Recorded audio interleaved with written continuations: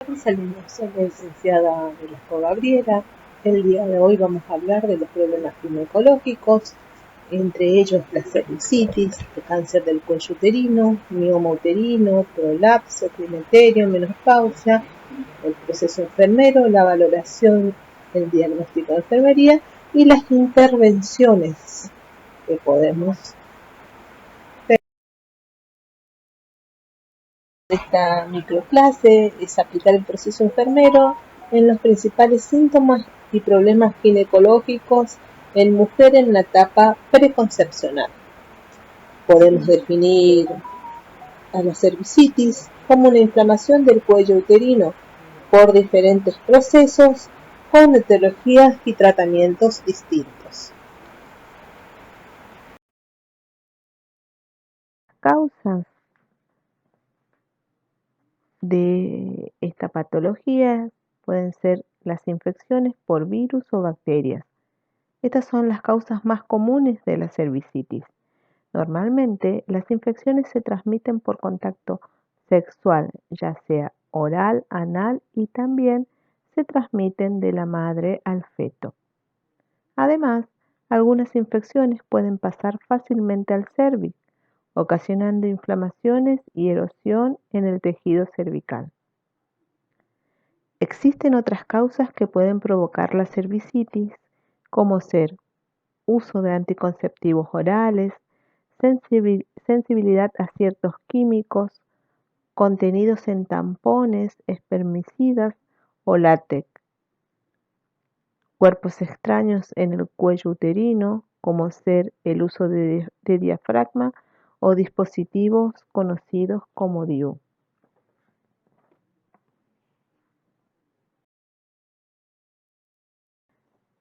Las cervicitis se pueden clasificar en dos tipos según su evolución.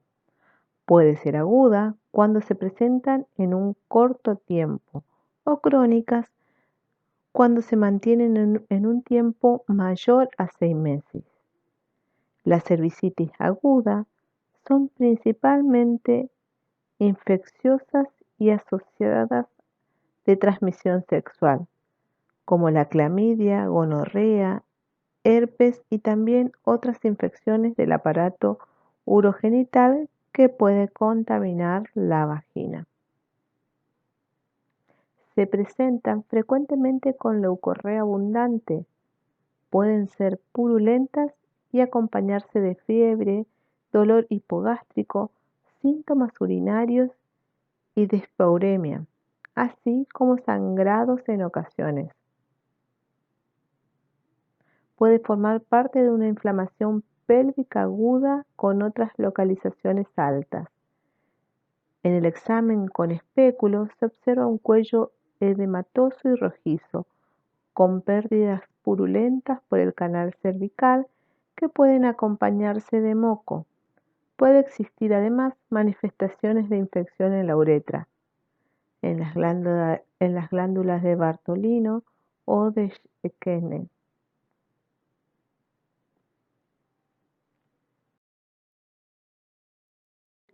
Tiene componentes no infecciosos. Generalmente está asociada a un estímulo repetitivo que puede originar inflamación, como por ejemplo el uso de preservativo, el uso de tampones o también el uso de dispositivos intrauterinos o algunos químicos que puedan utilizar como ser los jabones. Es una de las causas más comunes de leucorrea. Algunas veces puede ser asintomáticas o oligoasintomática. Las características de la leucorrea puede ser variable en color, olor, presencia de flema y a veces sangre, sobre todo después del coito, que a veces resulta molesto y puede acompañarse después de dolor hipogástrico o dolor al movilizar el cuello durante el tacto vaginal. Esta entidad es frecuentemente asociada al gonococo con clamidia o estreptococo. les muestro un cuadro comparativo entre la cervicitis aguda y la cervicitis crónica, la sintomatología de cada una de ellas. Generalmente, la gran mayoría de inflamaciones del cuello de útero o cervicitis son asintomáticas, pero cuando producen síntomas, generalmente estos síntomas están asociados con el aumento del flujo vaginal, el cual puede cambiar de coloración. Hay una emisión de flujo abundante, puede ser amarillento o verdoso, con o sin olor, dolor al mantener relaciones sexuales, dispareunia, sensación de malestar o plenitud en la parte baja del abdomen. También puede haber escozor, quemazón o irritación en la zona afectada. Muchas mujeres presentan molestia al orinar, estados febriles y sangrados vaginal entre regla o después de mantener una relación sexual.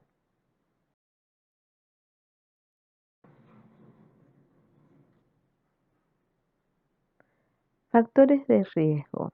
El riesgo de padecer una enfermedad de transmisión sexual aumenta en aquellas personas que mantienen una vida sexual activa y no utilizan protección de barrera.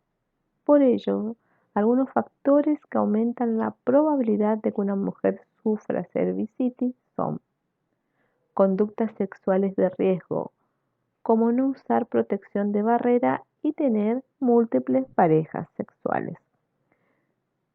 Comenzar a tener relaciones sexuales a temprana edad y haber padecido enfermedades de transmisión sexual o infecciones de transmisión. El diagnóstico de cervicitis. Para diagnosticar la cervicitis se puede hacer a través de una exploración física, una citología, que es la recolección de espécimen, un proceso similar al Papa Nicolau. También se puede realizar análisis de laboratorio en una muestra de orina.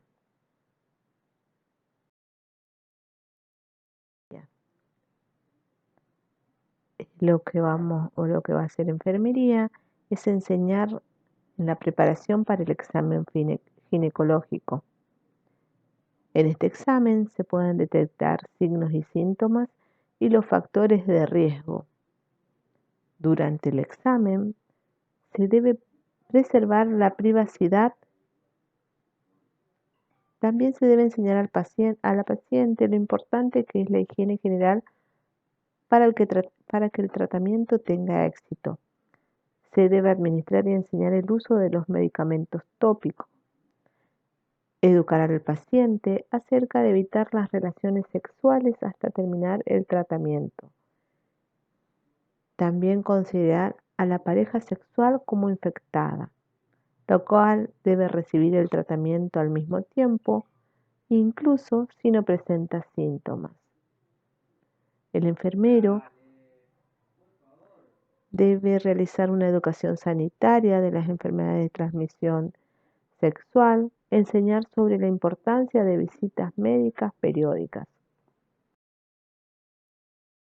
La sanitaria va a consistir en informar a todos los compañeros sexuales para así evitar propagación, evitar relaciones sexuales hasta la curación y en caso de siempre usar preservativo.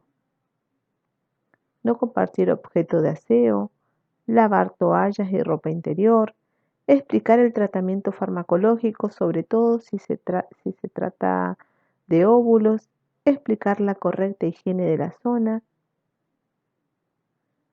siempre de la zona púbica hacia el ano, o sea, de adelante hacia atrás, e informar los riesgos de la enfermedad de transmisión sexual.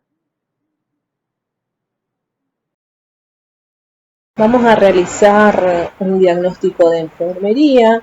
En este caso podemos decir que el problema de esta patología son las secreciones fétidas relacionados con la etiología, relacionados con el proceso infeccioso, manifestado por los signos y síntomas.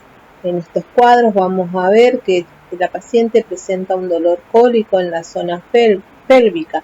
Entonces se va a decir que el diagnóstico de enfermería va a ser secreción fétida relacionado con proceso infeccioso manifestado con dolor cólico en zona pélvica. Recuerde que siempre debemos situarnos nosotros o como vemos al paciente y en base a ello se realiza el diagnóstico enfermero. Hablar del cáncer del cuello uterino. La zona donde vamos a ver con mayor frecuencia el desarrollo del cáncer del cuello uterino es en la unión escamo-columnar. Esta es una zona de transformación porque es donde se une el cuello con las paredes de la vagina. El cáncer de cuello de útero se produce cuando las células normales del cuello de útero se transforman en células anormales y empiezan a crecer sin control. Recibe el nombre de carcinoma del cervix. El cáncer está precedido de una displasia. El cáncer de cuello uterino está causado prácticamente en el 99% de los casos por el virus del papiloma humano, VPH. Este virus se transmite mediante el contacto sexual y afecta a más del 80% de las mujeres a lo largo de la vida. El cuerpo de la mayoría de las mujeres es capaz de combatir la infección de VPH, pero algunas veces el virus conduce a un cáncer porque penetra en la célula y permanece la infección durante muchos años, es decir, que la infección es persistente. Es un problema de salud de todo el mundo. Más del 85% de los casos nuevos y muertes se presentan en países en vía de desarrollo o subdesarrollados. En Argentina, cada año se diagnostica alrededor de 4.000 casos nuevos de cáncer de cuello de útero y mueren aproximadamente 1.800 mujeres a causa de la enfermedad. El 82% de las muertes ocurren en mujeres mayores de 60 años. Es la segunda causa de muerte por cáncer en mujeres en todo el mundo y aparecen 500.000 casos nuevos por año y es el tercer cáncer más comúnmente diagnosticado. Patología. La unión escamo-columnar es la zona de transformación. Acá vamos a ver un cervix normal. El endocervix está compuesto por epitelio columnar secretor y la vagina y el estocervix distal están compuestos de epitelio escamoso. En la mujer en edad reproductiva, la unión escamo-columnar se mueve hacia afuera por influencia de las hormonas. El pH vaginal provoca irritación mecánica que induce una metaplasia escamosa. Las células escamosas inmaduras metaplásicas en esta zona son más vulnerables a neoplasias. El uterino se divide en varios estadios que van del 0 al 4 y a su vez estos estadios tienen subestadios. Acá vamos a definir los distintos estadios. En el estadio 0, las células cancerosas solo se encuentran en las células de la superficie del cuello uterino, sin crecer hacia los tejidos más profundos del cuello uterino. En esta etapa también se llama carcinoma in situ y es parte de neoplasia intraepitelial cervical en grado 3. En el estadio 1, en esta etapa, el cáncer creció hacia el cuello uterino, o sea, invadió el cuello uterino, pero no salió fuera de ese útero. el cáncer no se ha propagado a los ganglios linfáticos cercanos ni a sitios distantes. Este estadio a su vez se divide en estadio 1A y 1B, según el tamaño del tumor y la profundidad a la que éste se diseminó. En el estadio 2, en esta etapa el cáncer ha crecido más allá del cuello uterino y el útero. El cáncer se diseminó a 2/3 superiores de la vagina o al tejido que rodea el útero. A su vez se subdivide según hasta dónde se diseminó el cáncer. En el estadio 2A1 el tumor mide 4 centímetros o menos. En el estadio 2A2 el tumor mide más de 4 centímetros. En el estadio 2B el cáncer se diseminó del cuello uterino al tejido que rodea el útero. En el estadio 3 el cáncer se ha propagado a la parte inferior de la vagina o a las paredes pélvicas. El cáncer puede estar bloqueando los uréteres y también puede propagarse a los ganglios linfáticos.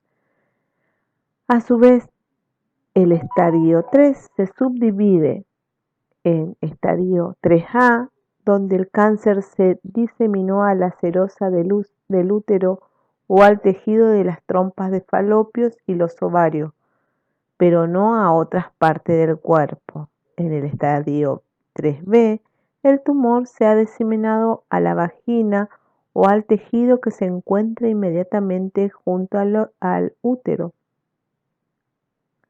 denominado parametrio. En el estadio 3C1, el cáncer se diseminó a los ganglios linfáticos pélvicos regionales. Los ganglios linfáticos son órganos pequeños con forma de guisantes que ayudan a combatir las infecciones. En el estadio 4, también llamado carcinoma extendido, el cáncer hizo metástasis hacia el recto, la vejiga u órganos distantes. También se subdivide en estadio 4A, 4B. En el estadio 4A, el cáncer se diseminó a la mucosa del recto o a la vejiga. En el estadio 4B, se diseminó a los ganglios linfáticos en el área de la ingle o se diseminó hacia los órganos distantes como los huesos o pulmones. Una imagen de los estadios de cáncer cervicourinario. Los porcentajes.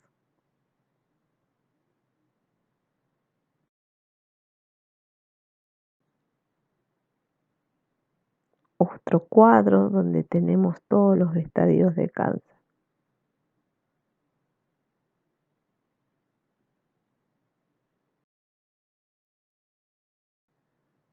Los factores de riesgo, lo que mayor riesgo a padecer cáncer del cuello uterino son mujeres en grupo de 25 a 64 años.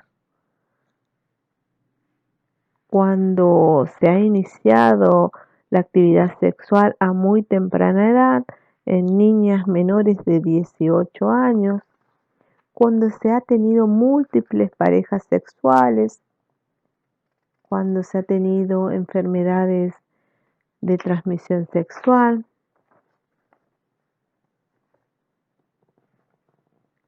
si tuvieron VPH, el virus del papiloma humano, los tipos 16 o 18 son los más agresivos, tienen una mayor capacidad de persistencia y provocan la mayoría de los casos del cáncer de cuello uterino. También mujeres que han tenido VIH o personas que son inmunosuprimidas, cuando aquellas mujeres con multiparidad mayor a 4, también el consumo excesivo de tabacos y infecciones por herpes, clamidias. ¿Cuáles son los síntomas del cáncer del cuello uterino? En la fase temprana no suelen provocar síntomas, por lo que esta enfermedad puede pasar desapercibida.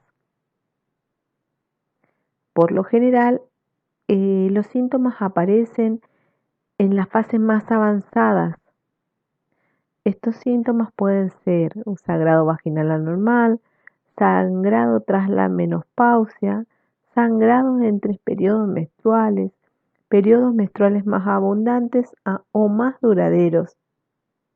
O también puede aparecer un sangrado después de mantener relaciones sexuales. Otro síntoma es la secreción vaginal abundante. Pueden ser tanto acuosas o sanguinolentas. También cuando la mujer sufre dolor durante las relaciones sexuales.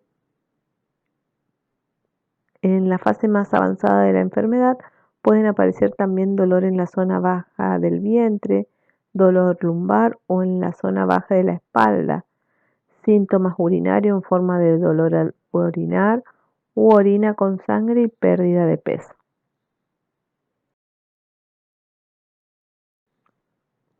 El diagnóstico precoz va a estar dada por la anamnesis, el examen físico, un examen complementario, estudio de citología cervicovaginal, Papá Nicolau, colposcopía, biopsia.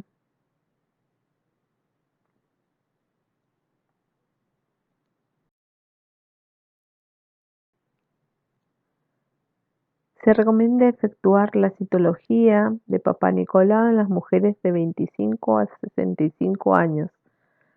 Al principio 2 citologías con un periodo anual y después de cada 3 a 5 años. A las mujeres mayores de 65 años sin citología en los últimos 5 años se le ofrecerán 2 citologías con periodicidad anual y si son normales no se propondrán más intervenciones.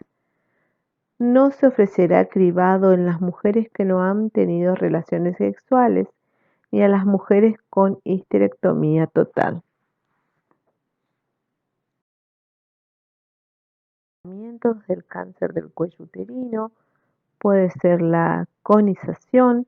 Este es un procedimiento para extraer una porción de tejido en forma de cono del cuello y el canal uterino. Un patólogo examina el tejido bajo un microscopio para verificar si hay células cancerosas. La conización también se puede usar para diagnosticar o tratar una afección cervical. Este procedimiento también se llama biopsia de cono. Otro tratamiento puede ser la histerectomía total, histerectomía vaginal, histerectomía abdominal total, una histerectomía laparoscópica total o también una histerectomía radical modificada. Puede ser la salpingo-oferectomía bilateral o una criocirugía. El Papá Nicolau, el test de VPH y la vacuna contra el VPH permiten prevenir el cáncer del cuello uterino. El Papá Nicolau es un estudio sencillo que detecta lesiones en el cuello del útero, lo que permite tratarlas antes de que se conviertan en cáncer. Se recomienda que se realicen este estudio en las mujeres a partir de los 25 años.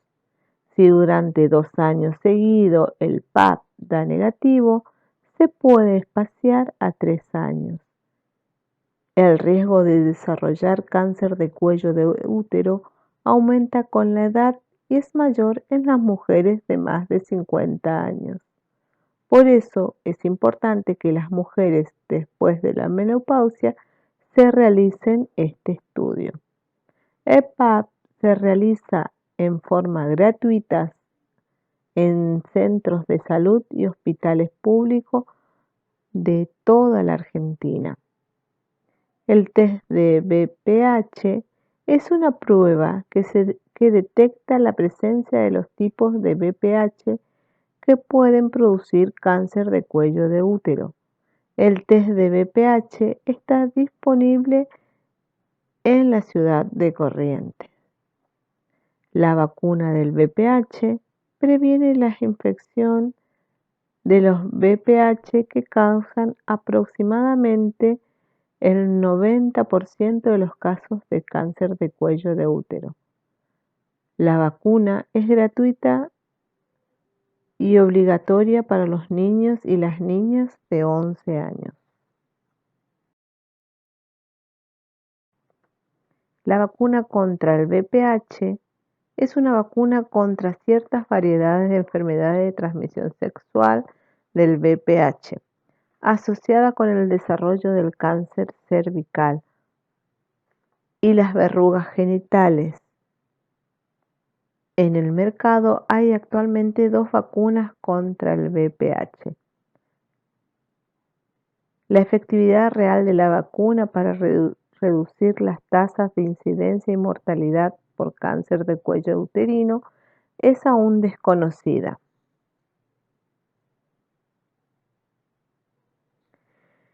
En la Argentina, esta vacuna está en el calendario de vacunas. Se administra en 2 dosis, una primera dosis a los 11 años de edad y una segunda dosis con un intervalo mínimo de 6 meses después de la primera dosis.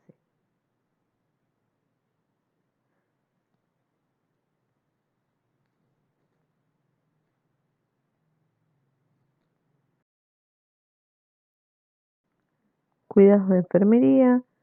Lo primero vamos a hacer un examen pélvico para buscar alteraciones,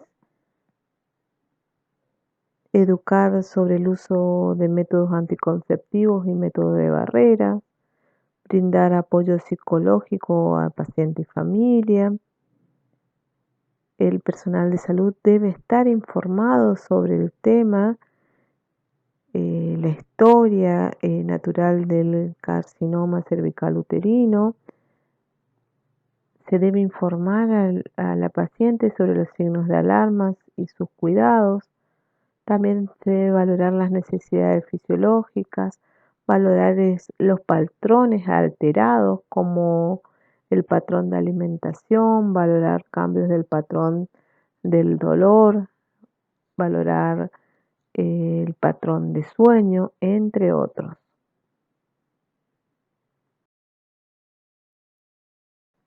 Otro tema que vamos a tratar el día de hoy son los miomas uterinos. Los miomas uterinos, también conocidos como leiomiomas o fibromas, son tumores benignos derivados del músculo liso de la pared uterina. Son los tumores benignos más frecuentes del aparato genital femenino y la causa más frecuente de cirugía. Su incidencia es cerca del 30% en las mujeres mayores de 30 años y 40% en mujeres de 40 años, de los cuales solo 50% serán sintomáticas.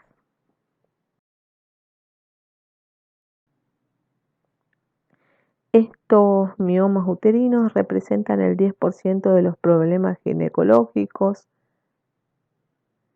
Hay una mayor incidencia en la menopausia en mujeres mayores de 50 años. Los miomas crecen como respuesta al estrógeno, por tanto el crecimiento es más intenso durante el embarazo. Los principales tipos de miomas son submucoso, intramurales, subserosos. Los submucosos se encuentran debajo del endometrio y tienden a comprimirlo a medida que crecen hacia la cavidad uterina. Son los más propensos a producir hemorragias profusas. Los intramurales se sitúan en la musculatura uterina. Si son múltiples y de gran tamaño, aumentan en forma considerable el volumen uterino.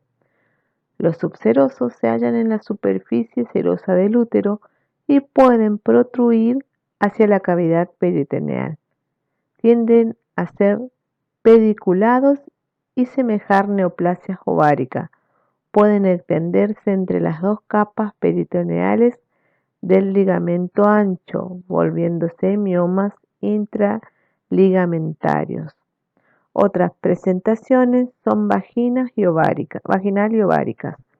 Los miomas pueden ser únicos o múltiples y abarcar toda la extensión del útero.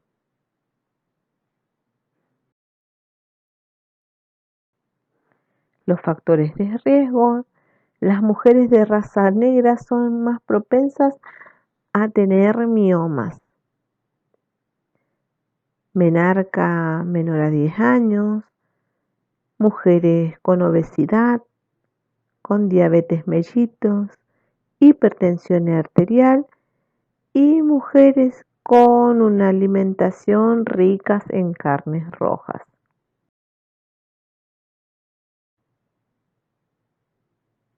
Acá tienen otra vez definiciones sobre miomas.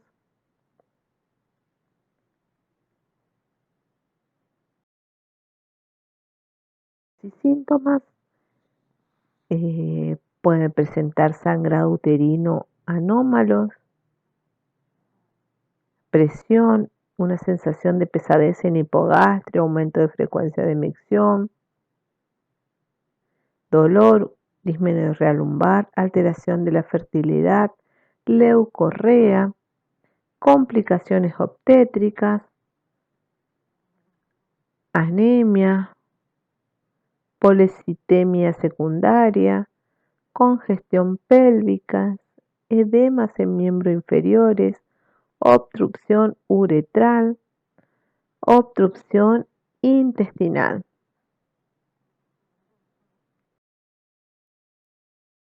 El diagnóstico se va a diagnosticar a través de una exploración física, ultrasonido, resonancia magnética y laparoscopía.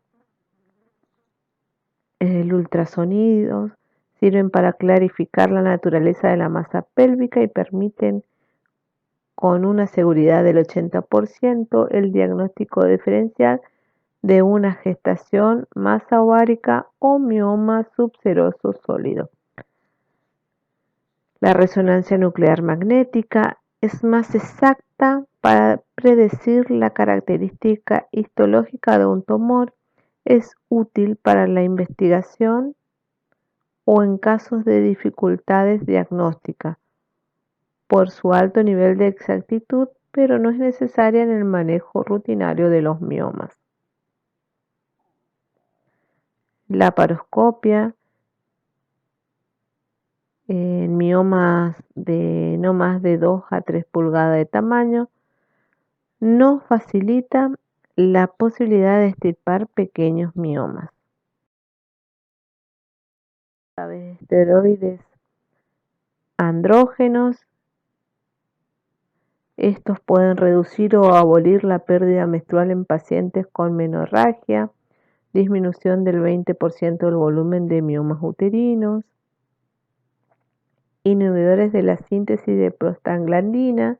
Se puede usar en el alivio del dolor pélvico de mujeres, incluyendo el dolor de la degeneración del mismo. Se va a hacer una histerectomía o una miomectomía. En la histerectomía, como habíamos dicho anteriormente, es la extirpación completa del útero, y la miomectomía es la extirpación exclusiva del fibroma o mioma sin extirpar el útero. El enfermero va a valorar a esta paciente, va a valorar sus constantes vitales, va, va a valorar la ansiedad, el temor que siente esta paciente.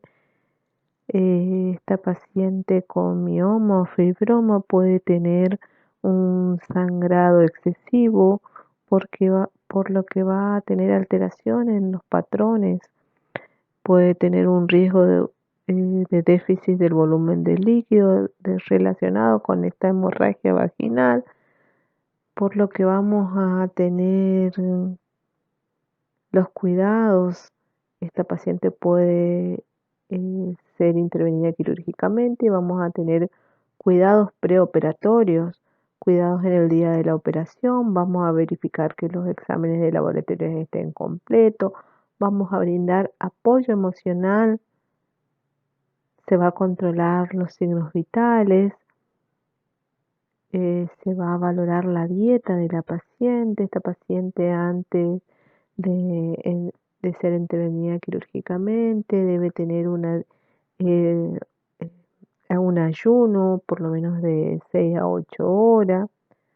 Se va a preparar la zona que se va a intervenir, se va a realizar el baño prequirúrgico con clorexidina, se va a retirar todo tipo de prótesis, alhajas, se va a verificar que las uñas no estén pintadas, eh, para observar en la parte distal si presenta hipoxia. Cuidado postoperatorio, si esta paciente ya fue intervenida quirúrgicamente, se va a monitorizar las funciones vitales, se va a controlar y observar los apósitos de la herida en busca de sangrado excesivo. Se va a palpar el abdomen para verificar si tiene un abdomen distendido por presencia de gases, que esto puede ocasionar dolor a la paciente. Se va a movilizar al paciente y tratar de que haya una ambulación precoz para evitar hemorragia. También se va a movilizar para prevenir estreñimiento. Se va a controlar las evacuaciones intestinales, observar si hay manifestaciones de desequilibrio electrolítico, mantener un registro adecuado de entrada y salida. Siempre se va a valorar el balance hidroelectrolítico del paciente y mantener un acceso venoso permeable. Siempre gran calibre por si se necesita la administración de glóbulos rojos o derivados.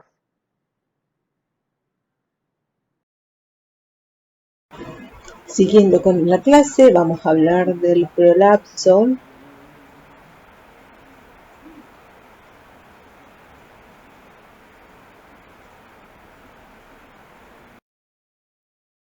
Como definición, podemos decir que es el descenso o desplazamiento de los órganos pélvicos y segmentos vaginales como consecuencia del fallo de la estructura de soporte y sostén a través del introito vaginal o por debajo del nivel que normalmente ocupan. Constituye un aporte importante de la disfunción del suelo pélvico, disfunción urinaria, defecatoria, sexual o dolor pélvico crónico. En la etiología se dan en mujeres jóvenes o nulíparas. Pueden estar relacionados con síndrome de Marfan, de mayor laxitud, con malformaciones del sistema nervioso central, aquellas mujeres que han tenido meningocelia o espina bífida, ciertos grados de inmadurez del desarrollo sexual, diferencias raciales. Se dan más frecuente en mujeres caucásicas que en aquellas afroamericanas asiáticas. Distinta calidad y tonicidad de músculos pélvicos de soporte. También se pueden dar por problemas traumáticos. Por ejemplo, un embarazo y parto son las causas más importantes en la fisiología del prolapso. Pueden ser por traumatismo directo, como accidentes, agresiones o coitos traumáticos. También por traumatismo indirecto, puede ser por una fractura pélvica. Otra etiología puede ser el incremento de la presión intraabdominal.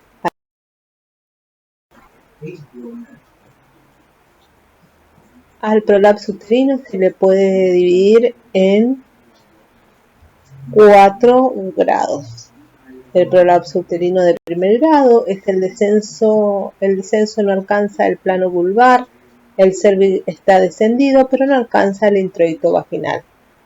En el prolapso uterino de segundo grado, el descenso alcanza el plano vulvar, el cervix alcanza el introito vaginal pero sin sobrepasarlo. En el prolapso uterino de tercer grado, el descenso sobrepasa el plano vulvar, el cervix sobrepasa el introito vaginal. Y en el prolapso uterino de cuarto grado, el prolapso es total, ya se ve fuera del plano vulvar. Acá tenemos imágenes de los prolapsos según su clasificación.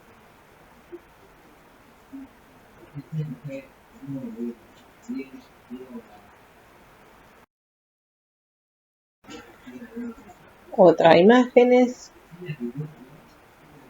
de cómo se ven los prolapsos uterinos.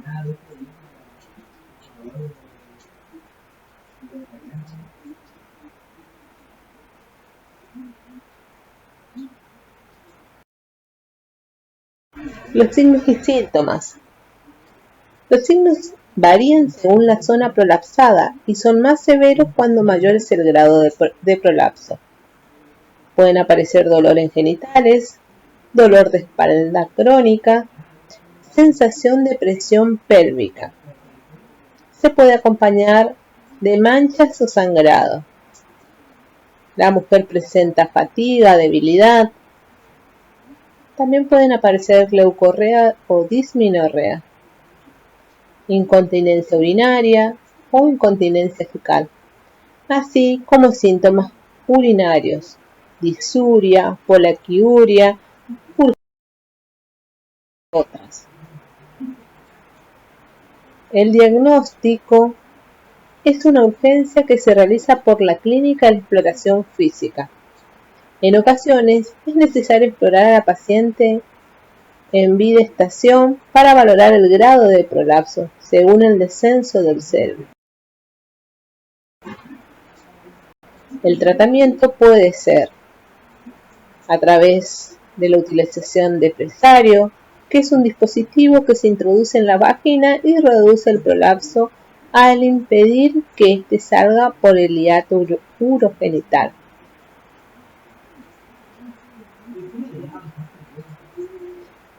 Y el otro tratamiento es quirúrgico.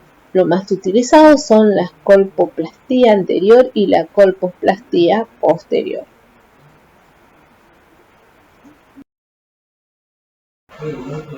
Ahora vamos a hablar de climaterio o perimenopausia.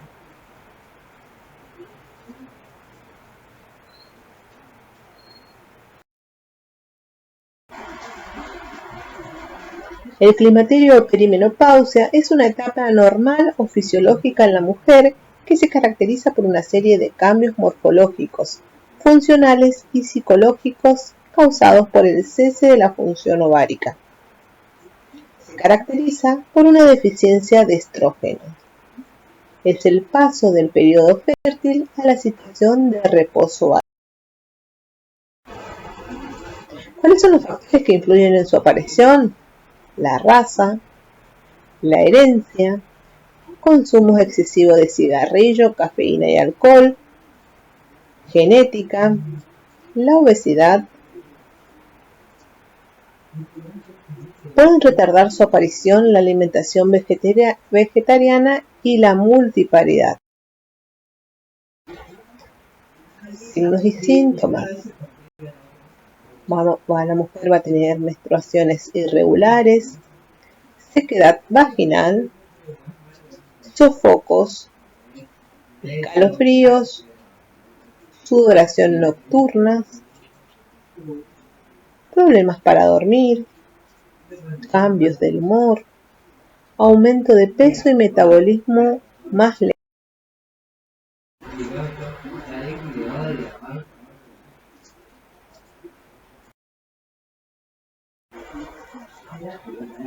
Vamos a hablar de la menopausia.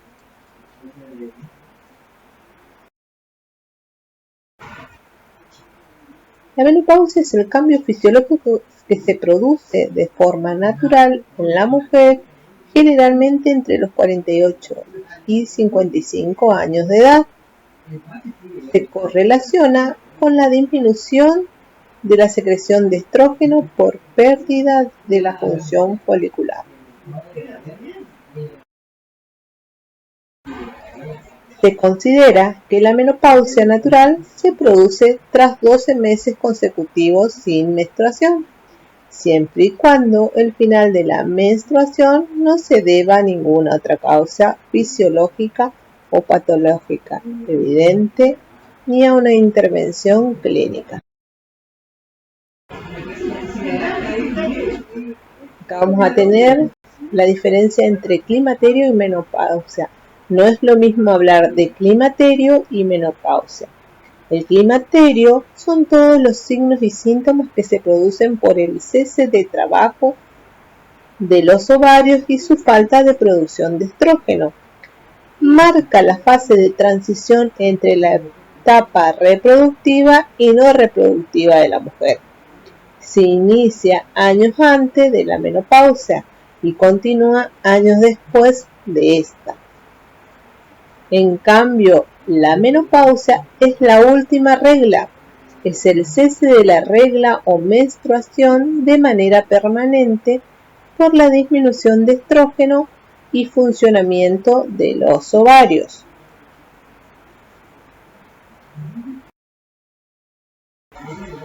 La OMS describe distintas etapas de transición de la menopausia. Menopausia, premenopausia. Se produce una alteración fisiológica en el ovario. Perimenopausia, etapa que abarca desde que aparece la irregularidad menstrual hasta que desaparece la misma, de 3 a 9 años. Y posmenopausia, etapa posterior en la que ha desaparecido la menstruación.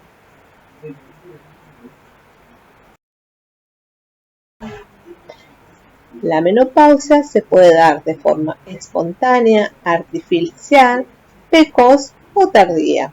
Espontánea es cuando el cese fisiológico es gradual y progresivo de la función ovárica que ocurre alrededor de los 50 años de edad. La artificial es cuando las mujeres presentan ausencia de menstruación y síntomas climatéricos por un daño gonadal irreversible, por ejemplo, por cirugías o radiaciones. La menopausia precoz es aquella que se produce de forma natural antes de los 40 años de edad, y la menopausia tardía cuando se produce después 5 años posteriores de la edad considerada.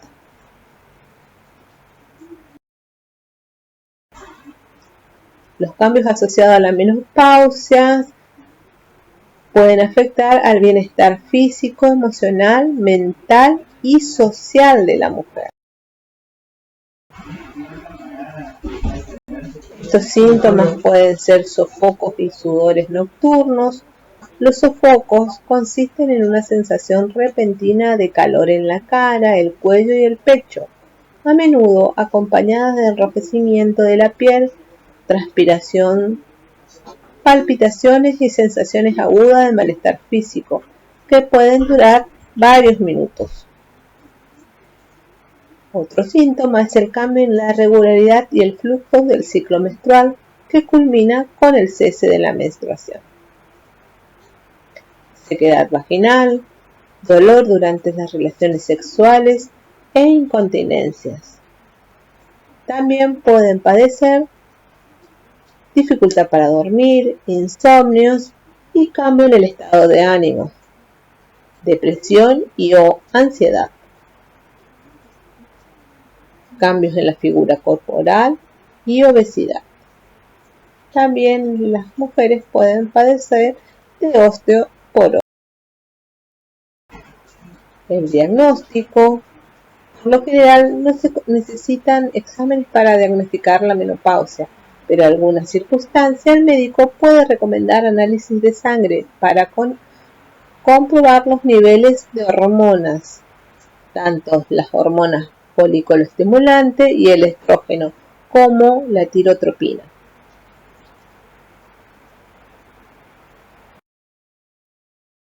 El tratamiento es uno farmacológico. Nosotros como enfermeros debemos educar a la paciente durante la etapa de menopausia, de climaterio o menopausia, como enseñándoles hábitos de vida saludables. Por ejemplo, una dieta rica en calcio, dieta y alimentación en la menopausia es aconsejable limitar el consumo de grasas a menos de un 30% del total de calorías y enriquecer las dietas en pescados, sobre todo los azules y blancos. Incentivar a que realicen ejercicios físicos, eliminar hábitos tóxicos como el consumo de cafeína, alcohol y tabaco. También que hagan ejercicio al aire libre con la exposición al sol en los horarios adecuados, antes de las 10 de la mañana o después de las 16 horas. También que tengan un control rutinario de glucosa.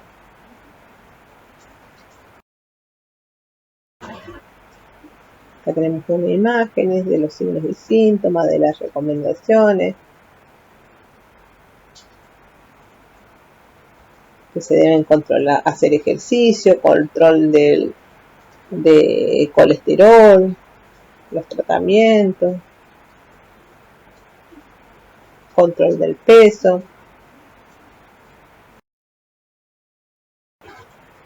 El diagnóstico de enfermería, el proceso enfermero puede ser un ejemplo: termorregulación ineficaz relacionado con menopausia, manifestado por el aumento de la temperatura corporal por encima del rango normal, por sudoración y escalofríos leves.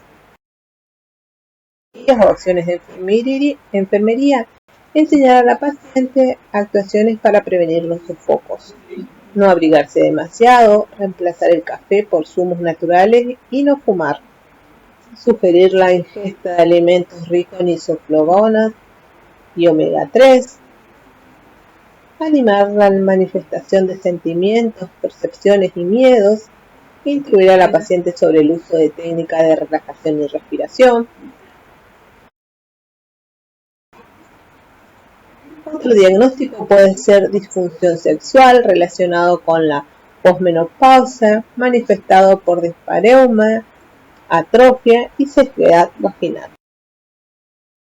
Acciones de enfermería: proporcionar información concreta sobre mitos sexuales, informaciones que la paciente puede manifestar verbalmente. Enseñar el uso de técnicas no farmacológicas, como el uso de hidratantes y lubricantes vaginales. Explicar a la paciente que las enfermedades, los medicamentos y el estrés a menudo alteran el funcionamiento sexual. Remitir a la paciente a una terapeuta sexual o a una terapia de pareja cuando así lo requiera. Como conclusión, podemos decir, como futuros enfermeros, tenemos la misión de educar y entregar confianza a la población femenina en cuanto se manifiesten estos signos y síntomas, exista un tratamiento oportuno con adherencia, además de hacer énfasis en las mujeres con vida sexual activa, en temas de enfermedades de transmisión sexual, en la importancia de mantener pareja única y uso de métodos anticonceptivos de barrera. Gracias. Bibliografía utilizada. Hasta la próxima clase.